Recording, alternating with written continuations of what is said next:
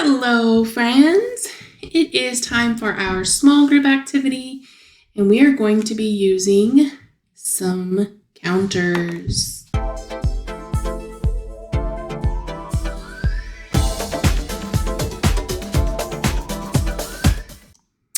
All right, so today's activity is called Patterns Under Cover, and the objective is to demonstrate knowledge of patterns. So you will need something to make a pattern with. So you can use like cubes like this. You can use Legos.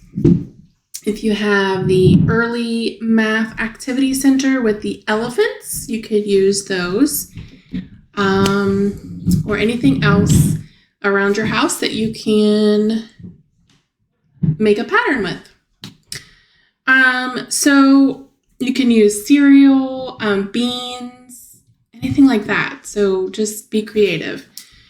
So you're going to explain to the kids, you're going to pretend like you're a detective. So a detective is someone that tries to figure out what it is, what happened, to figure out. So you're a detective, you're trying to figure it out.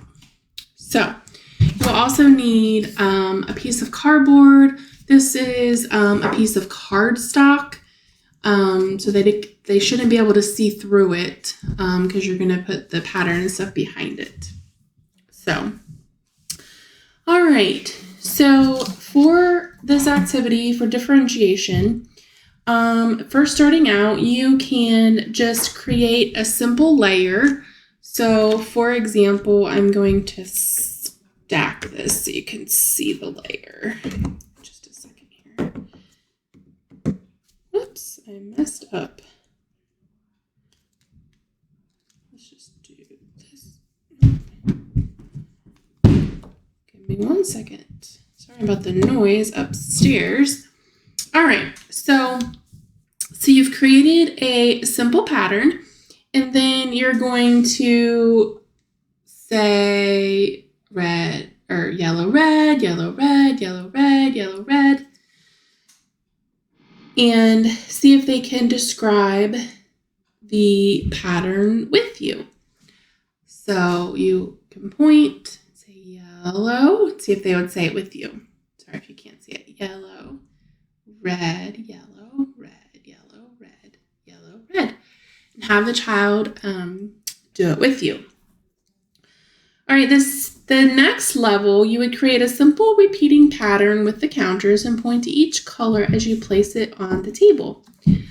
Cover a counter with the paper cup. I didn't mention that. I'm so sorry. So you'll need a paper cup. And you're going to cover the counter with the child watching, and then ask the child to read the pattern, and when they get to the paper cup, talk about what color's under it. So it can be anywhere in the pattern. So I wish there was a way you could see these better. So you would lay out your pattern, and you would put your cup over one of the colors. So in this case, it would be red or yellow. And then you go through your pattern, red, yellow, red, and then you get to the cup. So then you say, okay, so what color is under the cup? Well, this one was red, this one was yellow, this one was red. So the next color must be yellow, right? And you lift the cup and reveal the yellow. All right. Then the next level is use the cardboard divider and cover the last counter in the repeating pattern. Okay, so you can make another pattern and cover the last counter, and don't let your child see what color you're doing. So that's where you're going to use the divider to keep them from seeing the color. And then you go over the colors and say, what color should should it be? All right. And then the next level, you can create a more complicated pattern. So maybe an A, B, B pattern, which would be like red, yellow, yellow, or red, red, yellow, something like that. And then do the cup again and ask the child what color should be under the cup. And then finally, the last level is to create a complex pattern for the child to read and solve, such as red, blue, yellow, blue, red, blue, yellow, blue, yellow, red, blue, yellow, blue, yellow. So quite a difficult pattern. And then invite the child to create the pattern for you and guess the color under the cup. All right. So there's lots of different ways that you can do that. The idea is just to practice with patterns, and hiding one under a cup is another, just another twist to identifying the next object in the pattern. So questions to guide your observations. Was the child able to recognize and describe patterns?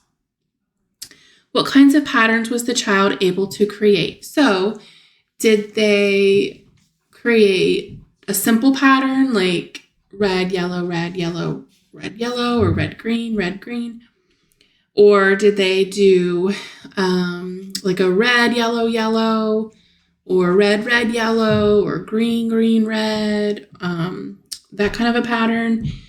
And how did the child grasp and use the counters to make the pattern? So, how were they able to